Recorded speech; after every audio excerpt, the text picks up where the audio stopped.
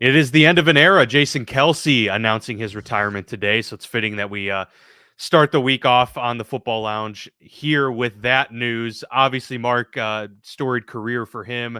He's a Super Bowl champion, been to another as well. One of the best centers we've ever seen personally, and probably just one of the best centers in the history of the league, to begin with. Obviously, a long career.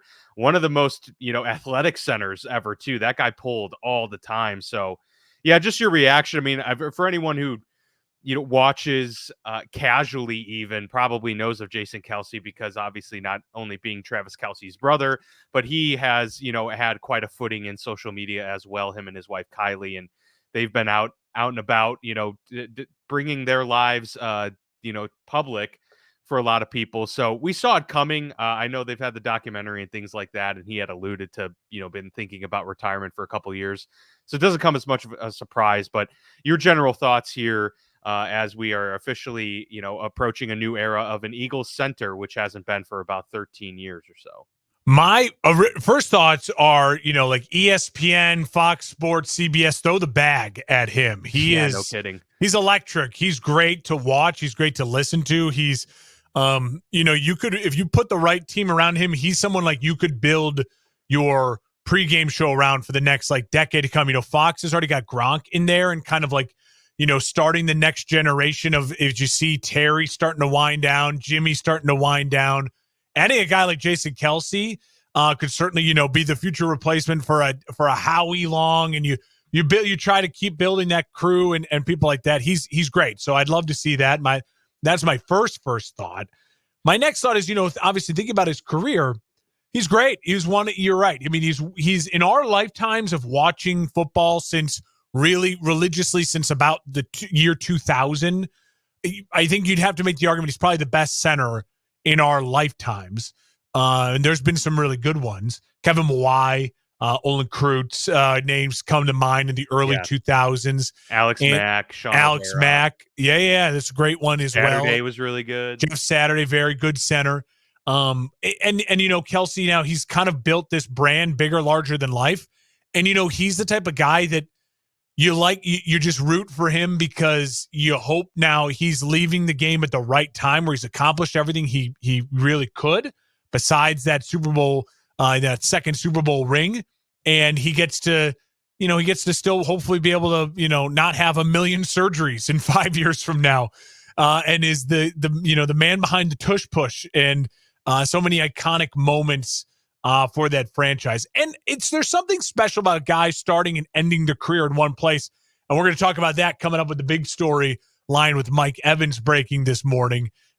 So happy for him, happy for his family, pumped for the guy. And next stop, Canton, absolutely. Hopefully with some, actual on-screen time with a Fox or an ESPN or a CBS and really, lightening up. He would bring a lot of fun to that CBS pregame show that's kind of boring. Oh, yeah. And he would bring a lot of entertainment to a Monday Night Football or a Sunday Night Football crew as well. Or I think he'd be a great fit with the Fox guys for sure. No, it's all about a personality, and he's certainly one that brings it to the forefront. And it's one thing to have a personality. I would argue Steve Smith has certainly a lot of personality. I don't think it translates very well to the visual broadcast analyst thing. So there is that side of it too. I think Jason Kelsey has the total package. So I agree with you that if you're any of those networks, go get him. Yeah, do whatever you can to go get that guy because we're starting to get that new wave of former athletes in there, and he would certainly be among the best to do it. But that kind of springboards us into the end of an era for Jason Kelsey, but the beginning of an era for a lot of the pending free agents here in the NFL ahead of the 2024 NFL season. Free agency officially beginning next week. So we have a week before any of those moves can be made. But as we saw today with the big news of Mike Evans dropping, that people can't sign their players right now before they hit free agency if they so choose and if they're able to work out a deal. But obviously there's going to be a lot of decisions to make about what teams are going to be doing, if they're going to let guys walk, potentially get compensatory picks because of it, or if they're going to try and work out long-term extensions with those guys. It always takes two to tango. So let's launch ourselves here into the free agency frenzy that begins next week, but we're going to preview it here today.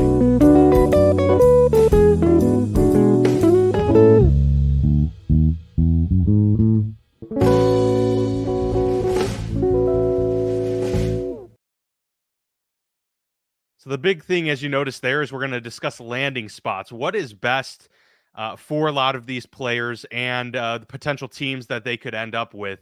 What's the best pairing? What's the best marriage in this free agent class? And for a lot of the guys, maybe it's with their current team that they're with right now. I'm sure that's going to be the case for several of them, but we've kind of whittled it down to a list of about, 9, 10, 11 players that we'll discuss here. The list is much, much larger than we could ever, dream to incorporate into an episode or even 5. But we'll want to talk about where possibly D'Onta Foreman ends up, the third string running back for the Bears. Yeah, we could do. We don't have to go into that. Exactly. I mean, I was like almost ready to joke about the combine that we watched this past week and how we're going to break down each individual combine performance. Mark, your thoughts on the Iowa Hawkeyes defensive lineman Logan Lee's 3-cone. Can you give us a breakdown of that? No, you don't want my breakdown to that, but it is, we'll have, this is kind of that fun show where you get a little bit of the preview, some of the bigger names versus then we'll have plenty of time to react to where guys actually do sign over the next couple weeks and everything. But this is our chance to kind of tell you what our thoughts are for team needs and really. Not just because a team needs a running back doesn't mean Derrick Henry's going to be a fit for you and your franchise. So that's kind of what this episode's about. Absolutely. And, last year we did a big episode on the running back market and kind of how it's deteriorated over the years. We're talking about a lot of those guys again. Yeah, because, we were talking about the franchise tags and, what some of these top end running backs are going to, garner. Saquon obviously got himself a nice little deal. Josh Jacobs came back with the Raiders, but both those guys are back in the pool again. And we've got guys like Derrick Henry as well. So some big names in this free agent class. And that's just the running backs we're talking about. We've got wide receivers, some great defensive players, quarterbacks. So, we'll get into that in just a moment, but kind of launching us into that discussion is going to be obviously the news of Mike Evans that also broke today. Yeah. He and the Tampa Bay Buccaneers have agreed on a 2-year extension. So it's a shorter term deal. He's 30 years old, going to be 31 later this year, but 30 years old, a 2-year, $52 million extension with $35 million of it guaranteed. A huge get for obviously a wide receiver that deserves it because he's the only wide receiver in NFL history to post 10 straight 1,000-yard seasons. And in fact, the second, most consecutive seasons is 6. So he's done it 4 more seasons than the closest wide receiver. So that just shows how reliable he's been in his career, how consistent he's been with some lesser than stellar quarterback play. We think of Jameis Winston was there and, some backups. Obviously he had Tom Brady and then Baker Mayfield most recently this past season. But the Tampa Bay Buccaneers, despite having a relatively older team, a team that's kind of in that, middle ground, not really sure if they were going to pony up for, an aging player, but they're making it clear, like he's the guy that they're going to ride with. They want to make him a Tampa Bay Buck, hopefully for life and kind of solidify his spot there. And I think they know too, Mark, that this was the best move for them if they want to remain where they're at and take some steps forward. Baker Mayfield had a really good season, and that doesn't happen without Mike Evans. So keeping that consistency for Baker Mayfield there is probably, I would think, one of the driving motivations for getting this deal done and making sure it gets done before free agency gets here and gets out of hand. Yeah, I would 100% expect the next news that we see out of Tampa is Baker Mayfield and them agree to either the franchise tag or a 2-year deal, which looks very similar to match, kind of Mike Evans's deal in the sense that, hey, we kind of caught lightning in a bottle last year and surprisingly won this division. And so now can we turn this into a little bit of a run here? With Tom Brady, if you extend this era since Tom Brady arrived, now the Bucs have been one of the most consistent teams in football now over this kind of past 4-year run. And it's wild, Super Bowl victory, some playoff wins, and now divisional wins again, winning a division again when we thought they were going to kind of plummet. And so Mike Evans is a huge part of that. Mike Evans will go down, especially if he plays even to like the level he did this year, with even a slight drop off the next 2 years, as one of definitely the top 10 wide receivers of all time, first ballot Hall of Famer. Again, I think there's something special to probably just playing 12 straight years with one team, winning a Super Bowl, being a part of that, and then also being a part of some really lean years, but also some really kind of surprising years, like this one with that he had with Baker Mayfield.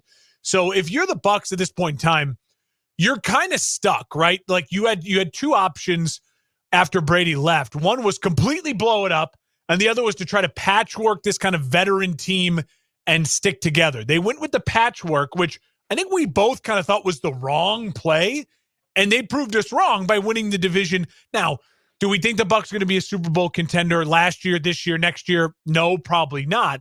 But they're absolutely the threat to win their division again. And in the NFC, if an injury breaks your way, they were in that game against the Lions in that first half. Like, who knows what can happen? That you can put together a really nice season without winning the Super Bowl and prove that your organization is turning around. Like the Bucs don't feel to me like lovable losers anymore. They feel like after the moves they make and re-signing Mike Evans and keeping him a Buck for life and patchworking this thing together, it feels like this is an organization now that's making really sound decisions and is just trying to continue that culture of, hey, we want to win here. We want to win Super Bowls, but we also just want to win. And there's a lot of organizations I wish would just take that lead and follow that direction, because it's healthier for your franchise. It's healthier for your fan base. It's healthier for your free agency. It's just healthier in general if you just have a culture of winning, guys who can come in and out and know how to win. Mike Evans has been a crucial part of that over the last 6 years especially. Now, happy for him, and I fully expect them to tie Baker with Mike for the next 2 years, so they can help. At least, if anything, Baker will just help Mike Evans make sure if he's healthy, puts up the numbers to pad his Hall of Fame resume for sure over the next 2 years. Yeah, you hit the nail on the head with their approach to winning and how they have turned over a new leaf, because they could have easily bottomed out entirely and been back in that terrible spot that a lot of teams don't want to be for a very long time. We've seen in the past, not every team can rebound and rebuild very quickly, and so there's always a danger to that. But they've been able to maintain and stay relevant. So good for Mike Evans. He gets his bag. He's one of those receivers that doesn't get enough credit. I mean, mainly because he's in kind of that division that's just not very terribly competitive, and we don't see a whole lot from them on national TV. And but Mike Evans, I mean, he's still right now performing among the best in the league. And we've gotten more and more elite talent coming out of college, so there's been more and more great wide receivers in the league to contend with. But he has still remained in that top 10 conversation, year in and year out. Part of it is that we always waited for them when things weren't going well with Jameis and to like, all right, they'll trade Mike Evans. They're going to blow this thing up, get him to a winning team. But he never demanded a trade, never been a diva, just every year puts up 1,000 yards. And then he got the shine with Brady, and he was Brady's go-to guy, won a Super Bowl with Brady, put up big numbers in big games with Tom. And in the biggest moments, and then you expect, all right, trade him again, get him to a Kansas City, get him to somewhere where he can go and wind out his Hall of Fame career with some more wins. And all he did was show up this year, put up 1,000 yards, and help lead them to another playoff appearance and victory. So kudos to him. I think we now are appreciating him appropriately. Is he as great as Julio Jones in his prime? A guy who's, their careers mirrored each other? No, probably not. Like peak Julio is better than peak Mike Evans. Yeah. Peak Megatron, better than peak Mike Evans. But longevity, consistency, he reminds me a lot of Andre Johnson, who's just going into the Hall of Fame, where it's kind of like never really a diva, kind of like always thought they should probably just get to a bigger market and because they'd be a bigger star, but did nothing but put up like a Brian Urlacher in a lot of ways. Like, dude, just was maybe overshadowed by a guy that you could argue was better. You know what I mean? I could push and pull on that, like who is actually better, but was just more of like the lunch pail hard hat, went to work every day with one team for 12 straight years it'll be, and just constantly put up insane numbers. And if he retires after 2 years, it'll most likely will be he still put up 1,000 yards and probably could still go, but it's just like, all right, I'm done.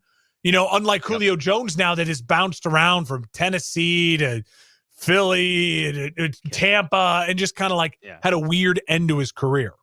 Yeah, that was bizarre for Julio. All right, well, looking into the free agent class then, get into a lot of these guys again. Let's do it. Next week is when it starts, so that's when teams like are actually allowed to discuss acquisitions and details with the agents and all of that stuff. So it's a long drawn out period, but we can expect to see some fireworks on display. We'll start with Kirk Cousins because he is available on the free agent market. A lot of speculation as to whether or not he's going to return back to Minnesota. Obviously, that connection he has with Kevin O'Connell does seem to be a good one. It's worked well. You know, Kirk is one of those guys we've talked about it year in and year out. Super consistent, you know, above average quarterback who you can win games with. Totally. Obviously, he hasn't gotten them over the hump and had these, success in the postseason, which is going to be, the black spot on his career to this point. But a guy that's really solid and can take a lot of those average teams and elevate them a little bit, especially teams with good weapons at their disposal. So, do you think that his best spot, and by the way, for this discussion, I think it's best if we don't get into the nitty gritty of what teams have the cap space to for these guys, because at the end of the day, these teams can do a lot of reworking with their contracts to make room if they really did want to make a push. There's some teams obviously that won't be able to afford no matter what, but the teams we'll be talking about could theoretically find a way to make room and get money. They're very creative nowadays with how they do contracts. So like putting all of that aside, just thinking about best fits and what would make sense and teams that are quarterback needy, is it a trip back to Minnesota, or is it going off to something like the NFC South and competing and being the best quarterback there, or, going to a Vegas and trying to, compete against Mahomes and others in that division? I mean, where do you see the best possible scenario for Kirk? And then is it the best possible scenario for Minnesota as well? I think the best scenario is for Kirk to just go back to Minnesota. And if you're Minnesota, I think you should look to do it anyways. You know, Minnesota is in that kind of weird spot in the draft. I believe they're around number 12, if I have that right. And as I quickly, bad radio. Yeah, no, they're number 11 here in the draft order. And I think for me, if you're Minnesota, you need a quarterback for next year. Kirk is available. Kirk is endorsed by your star wide receiver. Kirk already has a relationship with your now going to be second-year wide receiver, Jordan Addison.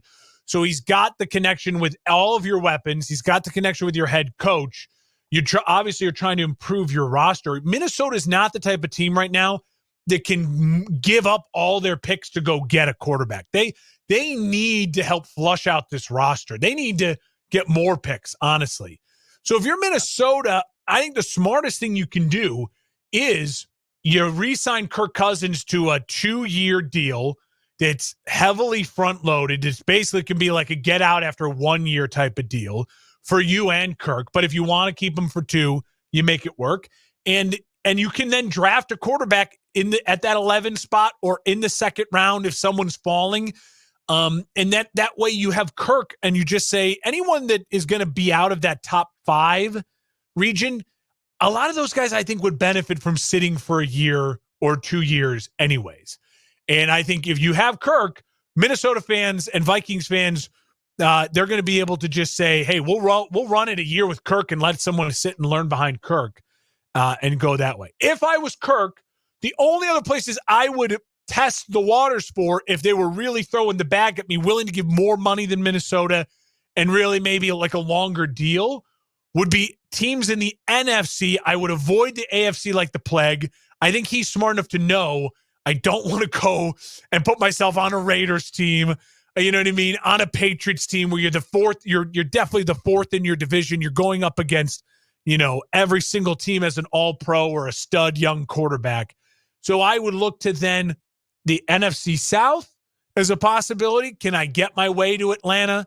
Can I get my way to the Bucs if they move on from Baker Mayfield? Like, those are really solid options. Or maybe, just maybe, Washington. If Washington was willing to go that route. I don't think Washington should. I think Washington should, Drake May, Jaden Daniels, or trading up for Caleb Williams is definitely the way Washington should go. But if I was Kirk, I would listen to those things. But why move your home? Why move your family? You spend 2 more years in Minnesota on a deal helping kind of get a rookie quarterback along. Then, you retire or you walk off into the sunset. You've made more money almost than anyone who's ever played the position, and you're happy about it. Yeah, I think his career earnings, which are, I think, $230 million to this point, are in the top 15 all-time earnings in the NFL, regardless of position. So very impressive. Could get $70 million guaranteed with Easily. a 2-year deal. Yeah. Yep.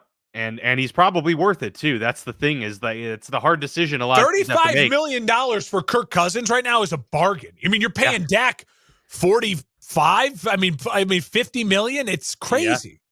No, and he gives you the same production. Absolutely. No, a reunion with Washington certainly would be in play.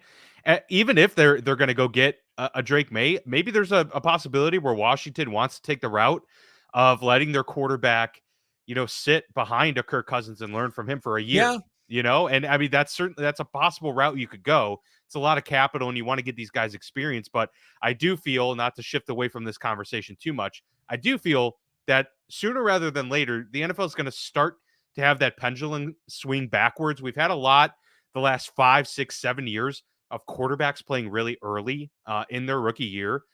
And I think we're seeing that it's worked at about a 50% clip. And I'm thinking that a lot of teams are going to start to implement, again, going back with the route of letting them learn, because we've seen it work for Green Bay now 2 consecutive quarterbacks in a row. Worked for Kansas City. Worked for Kansas City and Mahomes. And so, there's obviously a blueprint for success in multiple ways. But that's possible that you could take a quarterback in the top 5 picks and still plan on having them sit for a year or even 2 before throwing them out there. But yeah, Kirk Cousins, I agree, Minnesota's the spot. It's the best chance to maybe have success now, but I agree with you. I think the Falcons are the one team where he has the most chance at success, because Washington, you're still going to have to compete with Dallas, with Philly.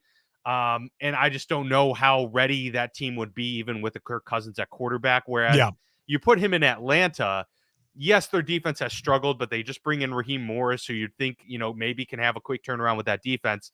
And he's got so many weapons there, playing in a dome just like he does in Minnesota, so not much of a transition there. And the competition in division is much less. So I think that would be a really good landing spot for him.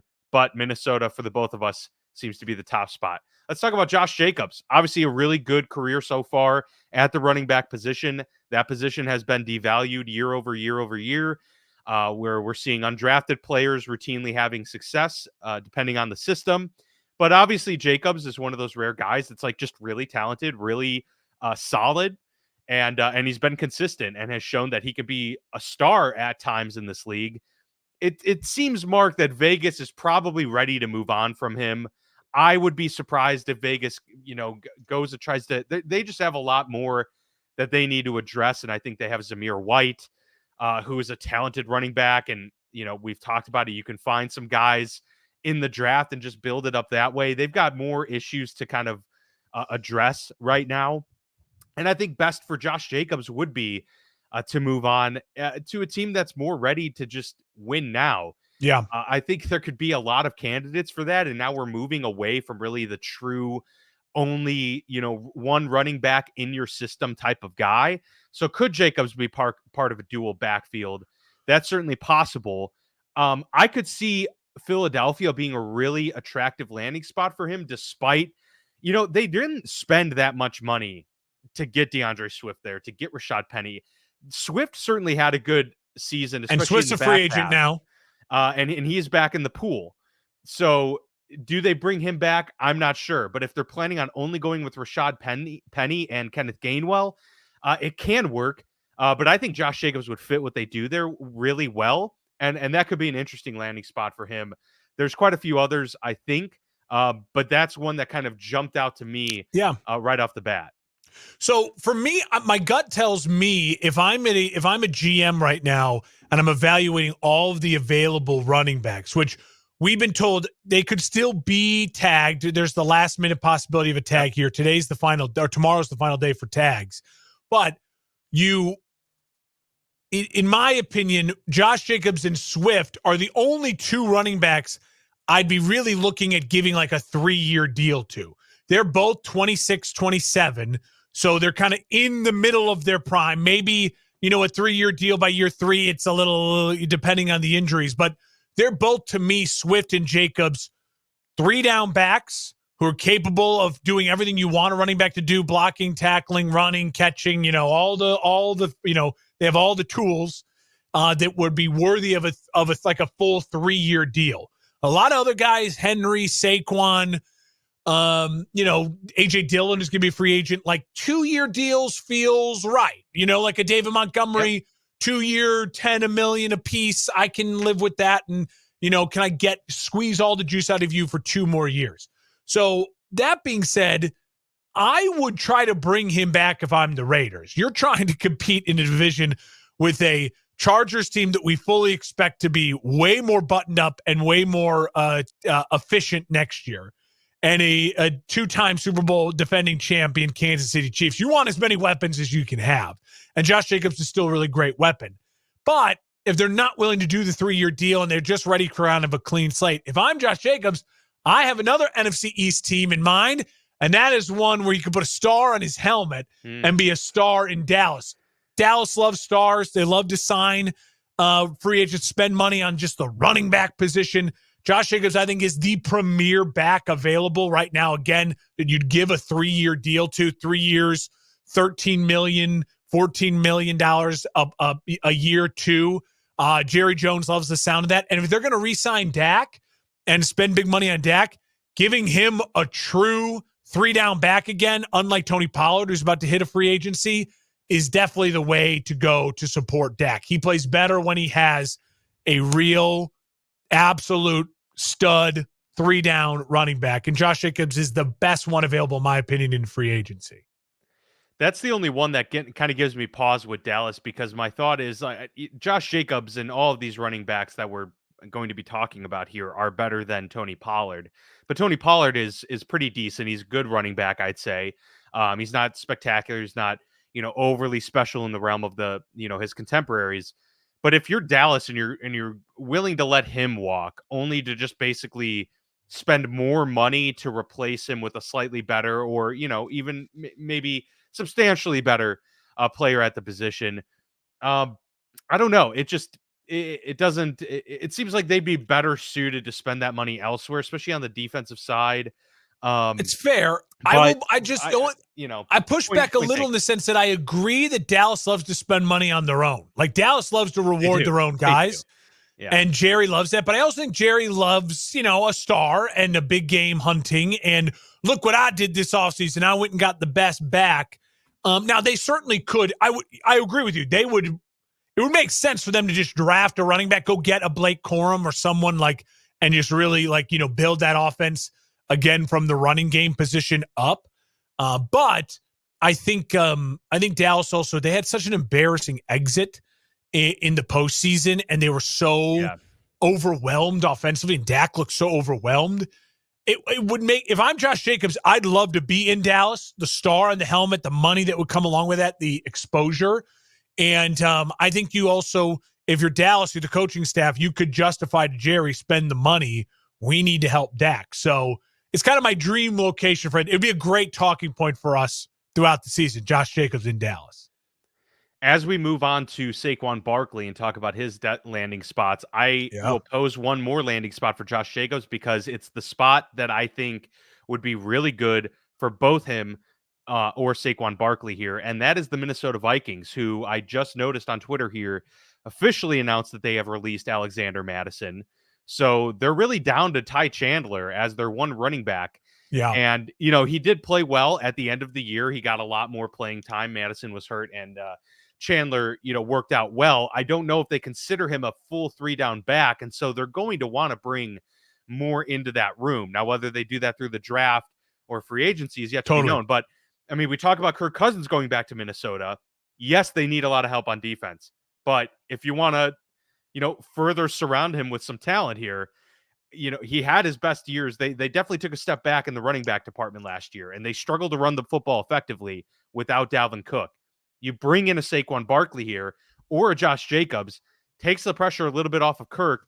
You're able to maybe elongate drives and kind of make up for the lack on defense a little bit when you can get that run game going. And I think either one of these guys would be a good fit there. But, in terms of New York, Saquon he just feels like a giant, and it feels like such a great, fit. But over the years, there's just been this tension between these two parties, right?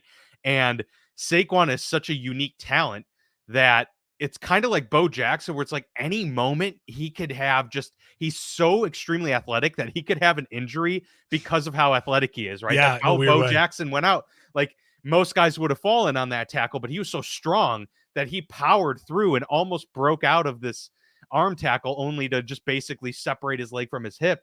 And Saquon's that type of build, right? And so you want to be able to maximize his talent when you can.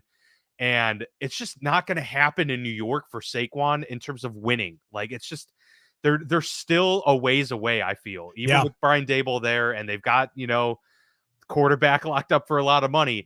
Saquon would probably be best to just kind of wipe his hands clean of New York and get a fresh start somewhere else, primarily a contender. And that's the hard thing is finding one, that has a legitimate chance at breaking through and making a deep postseason run, making a Super Bowl. But, there are certainly those teams out there, and I don't know how Tampa feels about Rachaad White.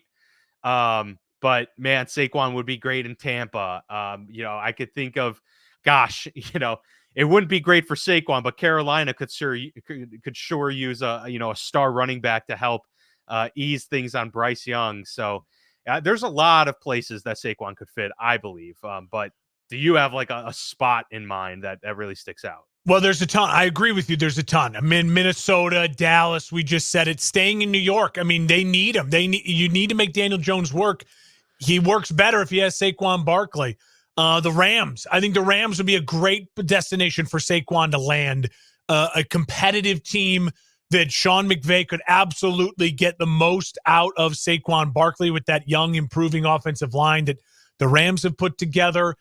L.A., stardom, big name. But I have one destination I really want to see Saquon Barkley land, and I think it's a place that no matter where they go with quarterback, they're going to be in you need to support, you need to win now. I love it. Bear down. I think Saquon Barkley in a 2-year deal with the Chicago Bears. Again, front-loaded, heavy, just as a lot of like a 1-year thing. Listen, Khalil Herbert is a fine back for the Bears. The rookie Roschon Johnson, I think, has some real spark moments. But those two guys are guys you absolutely they're compliments. They want to compliment a guy like Saquon. And if Saquon misses a couple games because he tweaked something, because he is a guy who's known to get injured, they absolutely can start a game or two and be very, very efficient running the ball. The Bears were the second best running football team in football last year, behind only the Ravens, ahead of the San Francisco 49ers. Saquon and his agent are going to know that.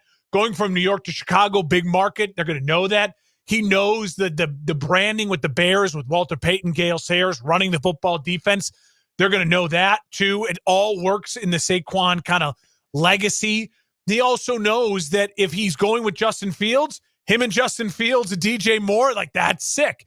If he's going there to support the young rookie Caleb Williams, he knows he's going to get a good workload because they're going to want to take the pressure off of Caleb and make this thing easy for him. He also fits really well in the Shane Waldron's system. So I'm going to make the case for Saquon to Chicago for all of those reasons is like the kind of best fit, dream fit. But he could go anywhere. He could go anywhere A lot. There's 2 or 3 other places I could list, but I really think Saquon is a unique guy. The problem is, if your team is looking to get Saquon, you really just want to do a 2-year deal. You don't want to be tied to 3. He's going to probably want the 3 because he's only 27.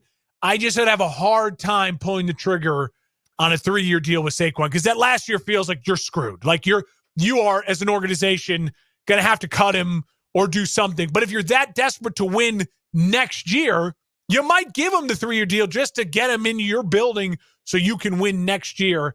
We'll see what kind of offers are on the table for Saquon. But I think Dallas, Chicago are the 2 that if I was Saquon and I was those organizations, I would try to really make work. You know what? As you were talking, what about Houston? I mean, Houston kind of would check both boxes. They have the available money to spend. They have a need at that position, and they obviously had a great offense last year, and they're in a position where they can win now. So Saquon would go there saying, I can actually build something here in Houston. And that seems like a market he would fit well in. We're talking about an AFC South with some great running backs already. Jonathan Taylor, Travis Etienne, in that same division. Derrick Henry on his way out. We'll see if he comes back. But that brings us to Derrick Henry. Are the same spots for him, or do you view? No. Maybe I have one spot list in mind, and right. one spot, and it makes to me, it's the only one that makes 100% sense for him and the team. Again, so thinking win now mode, probably a 2-year deal, but really it's like a win now 1-year big deal. A team that just breeds physicality, and a team that is committed to running the football, and that's the Baltimore Ravens. And Derrick Henry, even though he is 30, he's been a very healthy back in his career. And the problem with the Baltimore Ravens is they can't keep anyone healthy. That's so and I think the Ravens absolutely need to draft a running back or 2, you know what I mean, in the 4th and 5th round, just get guys into camp.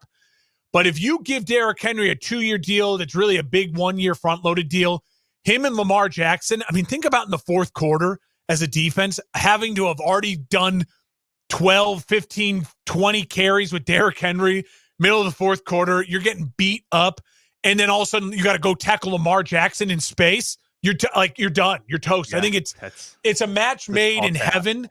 And if you are a Baltimore Ravens team that is trying to find a way to make sure your offense doesn't sputter at home in an AFC Championship game again, having Derrick Henry on your sideline is going to be a helpful tool to make sure that doesn't happen. I think that's the one that makes the most sense. Again, Derrick Henry could find his home in a couple places, but that's the one I think that's the best for the headlines. It's best for us, going into the season. I think he would be a real difference maker in Baltimore. I could absolutely see that. That is, the number one spot that most are projecting him to go to, and it would be a perfect fit. It matches the physicality, like the style of play. I agree is the thing where that's the most fitting, and the fact, to your point, that he can handle a load that is going to be required in Baltimore because they just haven't been able to find that health at that position. I mean, I think I can name 6 running backs that they have right now. That's the only thing is who are they going to have to get? They're going to have to move off of some guys. Keaton Mitchell, before he got injured last year, he was looking was good, a rising rookie where you're like, oh my gosh, they got. And now he would be a good compliment. The next J.K. Dobbins, Mitchell, once his ACL's healthy, would be a good compliment to Derrick Henry. Definitely. So I think Keon Mitchell is a guy you try to make sure he's healthy to go.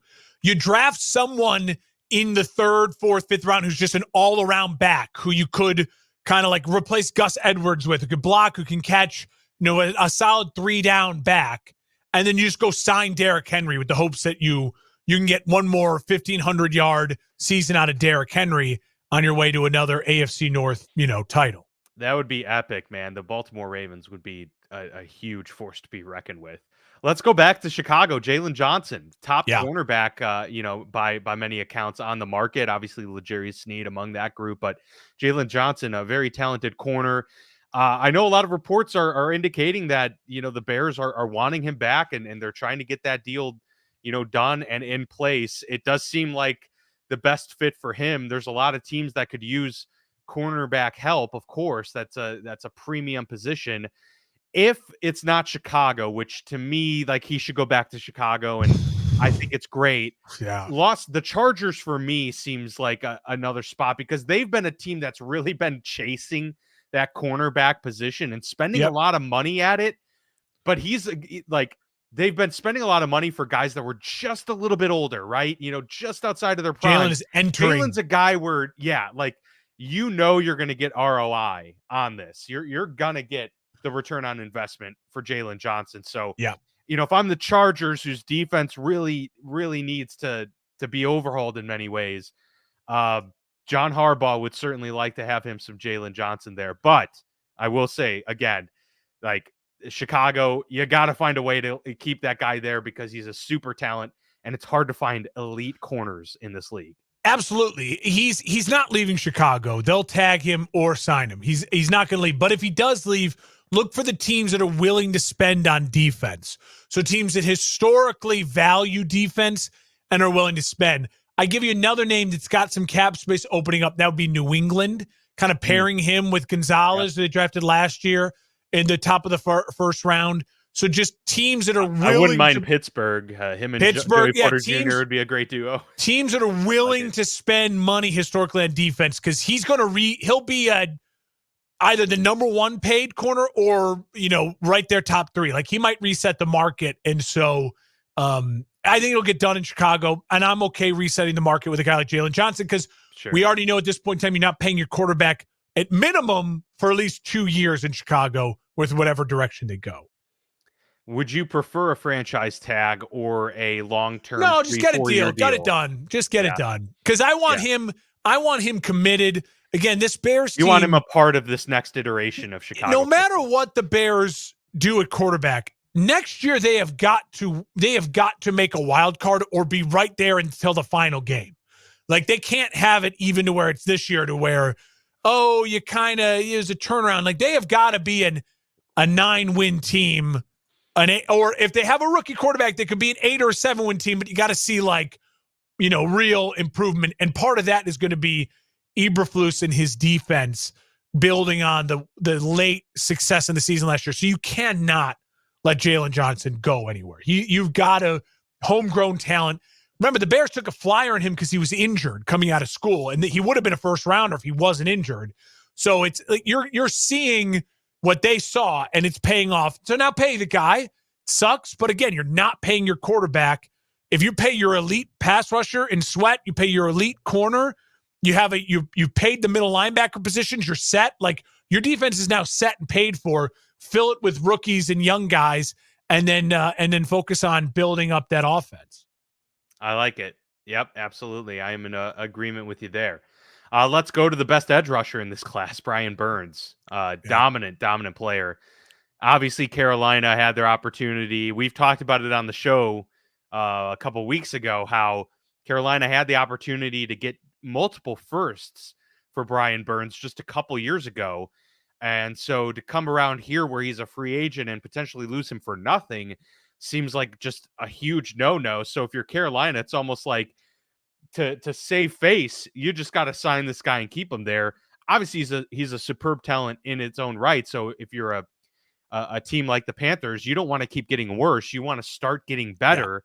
Yeah. And Brian Burns is a big part of that. So for the Carolina Panthers, it's a no-brainer. Find a way to get the deal done. For Brian Burns, the writing's on the wall. Like Carolina's not going to be good for a couple more years at a minimum, it seems. They've got a lot to do to get back to relevance. So if I'm Brian Burns, I'm tossing around the idea of, Atlanta being a decent fit, like going to a new regime, kind of starting fresh. Raheem Morris is a defensive minded head coach and a defensive guru in many ways. You have so much talent on offense. It'd be an intriguing spot. You get to stay in division, still compete for that number one spot in the NFC South. Yeah. But then, if we're talking about, like you said, some of the teams that have been willing to spend a lot of money, Rams would be a very interesting spot, I think, for a guy like Brian Burns, because it's a team that is ready to win now, that has had issues on the defensive side, but still have some studs and have, some guys that you can have some confidence in. Or I don't know, man, if Vegas is an intriguing spot to have him paired with Max Crosby, and you'd almost instantly fix any of those front seven issues for the Vegas Raiders there. I mean, But, there's a ton of destinations. I mean, Yeah, anywhere who needs the Bear. I'd love him on the superstar. Bears. I mean, you put him with Montez Sweat, boom, like to go. So, yeah, I mean, a lot of that is there. I mean, there's a fit in almost every place. The problem will be, will he actually hit the market? If you're Carolina at this point in time, it feels like your hands are tied. You cannot let him hit the market because you will just be eviscerated from not only your own fans, but just other NFL GMs and people like, you're such a joke of an organization that if you weren't going to throw the bag at your best player, then you should have traded your best player because you could have got multiple high-end picks for him, and you didn't do it. And so they'll make the deal to get him back, I think, eventually. And if you're Brian Burns, listen, you don't have to be. Julius Peppers proved it. Other guys have proved, like, you don't have to be in New York as an edge rusher to end up being a Hall of Famer and all-time great, right? Yeah. Go get your money, stay where you're at. And yeah, I mean, if you're not part of a winning culture in the next year or two, hopefully you can be part of when it turns around, and you're going to be getting a ton of credit for that while also having so much money while living in a gorgeous, awesome city like Charlotte. Exactly. Yeah. So if you're Brian Burns, you're going to be making so much money. You kind of win either way in this situation. Let's go to two wide receivers here, Michael Pittman Jr. and Calvin Ridley. Two different parts of their career. Ridley, his first year back in his return to action after a year-long suspension. A little bit underwhelming, debut with the Jaguars. Obviously, he had some huge games, but he had a lot of duds in there too with Trevor Lawrence. To me, the best fit for Calvin Ridley is to stay in Jacksonville and keep developing that relationship, because going to a third team in 3 years of gameplay wouldn't be ideal for a 28-year-old wide receiver who's still trying to make top dollar. I think his best bet is to have a huge year. Second year developed with Trevor Lawrence, and hopefully get that offense back on track, and he could explode, because we've seen it even last year in some games where he went off for 12 catches, 150 yards, and a couple touchdowns.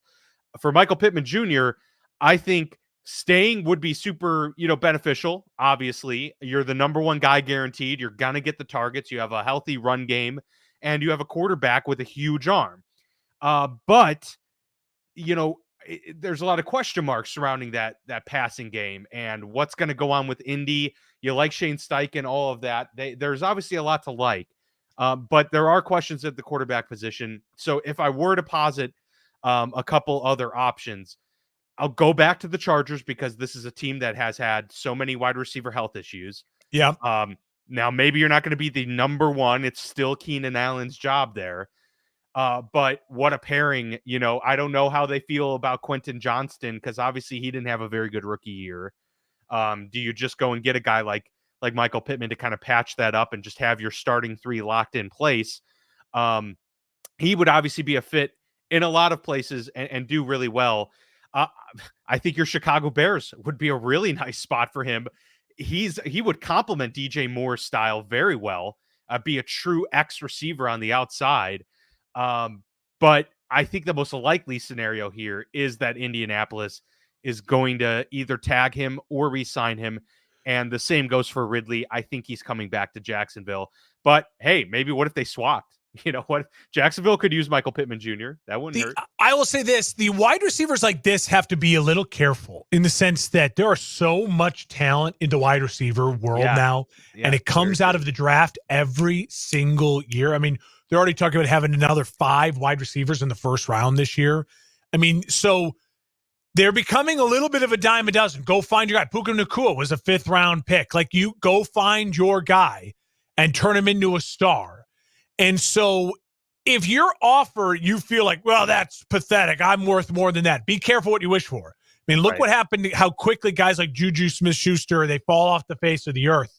So if you're Michael Pittman and you have a nice offer to stay in Indy and be the number one guy, I would take it. If not, I think he would command more on the open market. Like him in Kansas City with Rice as the 2, like that's a dream. Cannot let that happen. That's a dream matchup. If you know what I mean? Like, so Ridley, on the other hand, is a guy that I agree staying in Jacksonville is probably the smartest thing for him to do. But he's the guy I worry about, like thinking, oh, I'm going to test the market. I'm worth more than this. And it's just like a lot of crickets, because for those guys, it's really important to get a deal done before the draft. Because after the draft, everyone's going to draft wide receivers. Everyone. And everyone wants to get those new shiny toys into camp and be like, what do we got here? We're not paying you a dime. And can you go put up giant numbers? Like Pittsburgh is good at finding those wide receivers that do that. So be careful what you wish for. That big money might not be there. Take that guarantees what you can and find those deals. Staying, I think, is the best fit for both of them. But Michael Pittman Jr. certainly has a bigger market, in my opinion. Yeah, no, that's. I wouldn't overpay for Michael Pittman Jr. though either.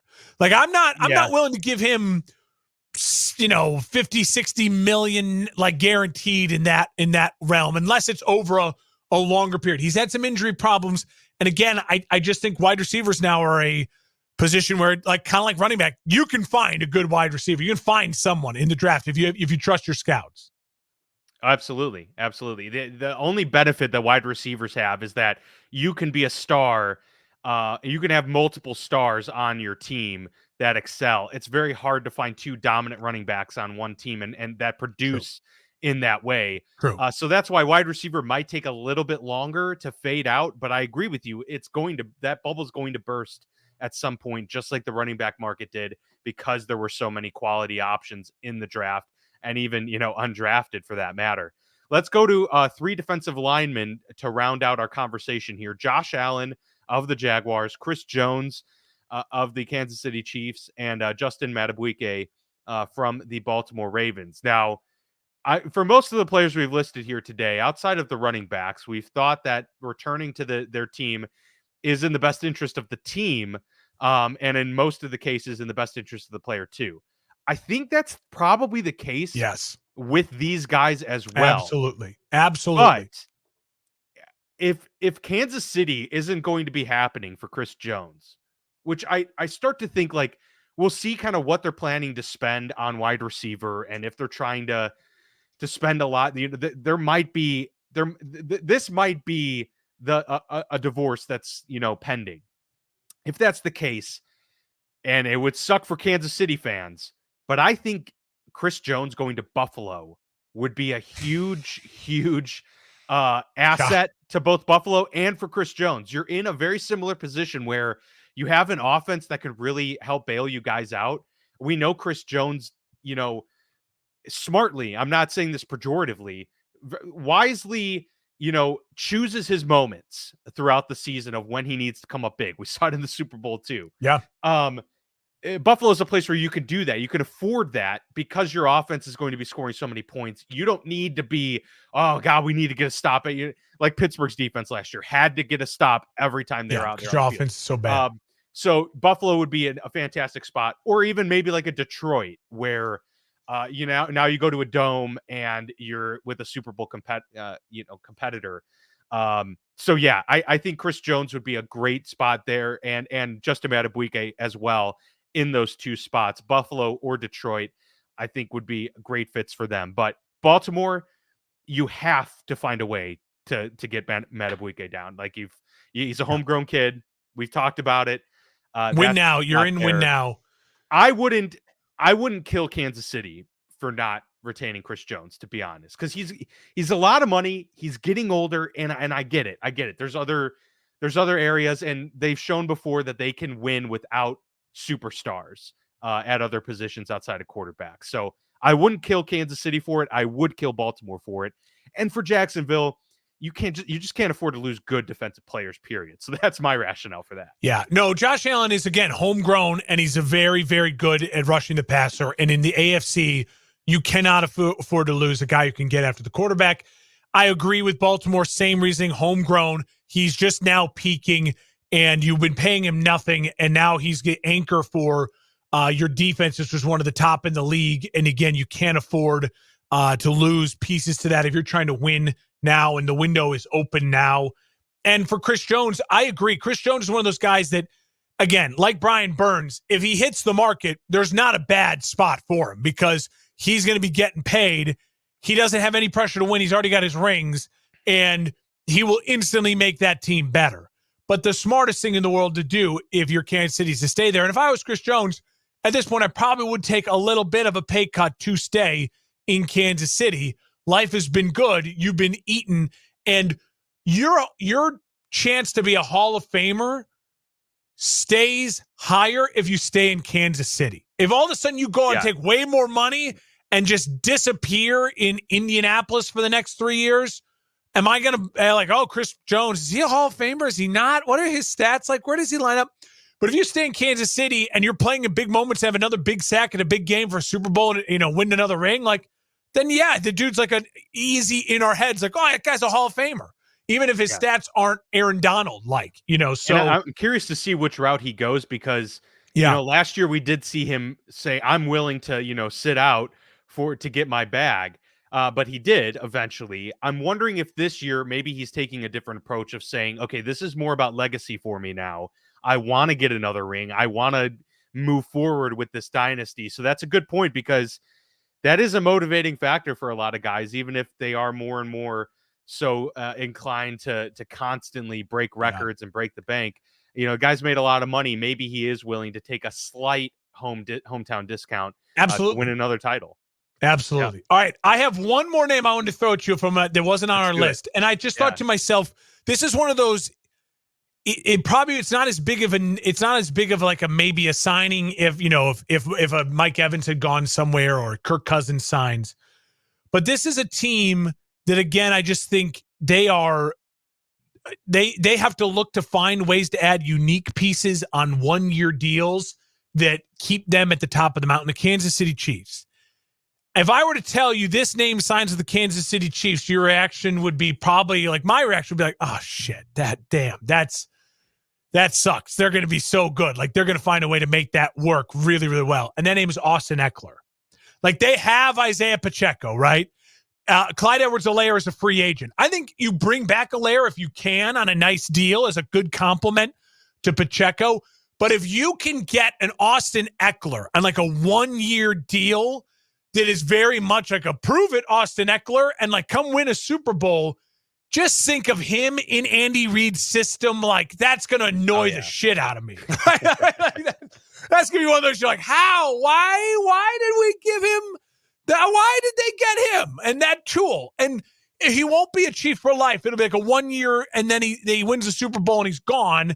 They're going to just squeeze all the juice out of him. But as a nice compliment to Pacheco, like Austin Eckler doing weird, crazy routes in the backfield and all of a sudden catching shovel passes, no look. And you just be like, why? Why did we let the Chiefs get Austin Eckler? That would be an epic signing. And especially because, man, just watching him go in motion in that offense. I mean, he would probably be used much more as like a slot gadget type of player, almost in a Deebo Samuel style role, and that would be terrifying. He's 30 and he's wild. And I don't think he's going to get the money. Last year was his real chance to try to get the money. Yeah. I think if he's smart, he knows now the best thing he can do is to take like a 1-year deal where he could go win and try to keep his name alive as someone in that world. And I think doing it in Kansas City as opposed to disappearing on some bad, Carolina team just because they're giving you an extra $1 million, don't do it. Sure. Absolutely. No, definitely agree with you there. That would be an epic signing for sure. He was not on my radar. So that was, I'm glad you're able to pull that out of the hat there. Another one I will just say, can A.J. Dillon go to Buffalo, please? I mean, if we're talking about fit, because I want him out of Green Bay. I'm sick and tired of his giant ass running down the Bears every Sunday. And he would be a great fit, a great compliment to Cooks. Cook is a lot like Jones, and I think he'd just be in Buffalo. They were running the ball late in the year. Get him on a nice 2-year deal to just go up in there in the snow and the cold and be just a bruising back as a compliment with Josh Allen in that run game. I think A.J. Dillon in Buffalo makes a lot of sense. Would give them a goal line option outside of Josh Allen as well. Yes. So you get to maybe give him a rest every now and then inside the 10-yard line. All right, that's been our free agency landing spots episode. Remember, free agency begins next week. I'm sure we'll have stuff to discuss then as we get more news rolling in. Franchise tag still available for the next 24 hours. So maybe we'll see some of these guys already off the board. And then after that, we're all into draft mode. We got a month after that point to discuss draft before we get to the 2024 NFL draft selection. So stay tuned for that. And as always, we'll see you back here next time on the Football Lounge with Mark and Dan.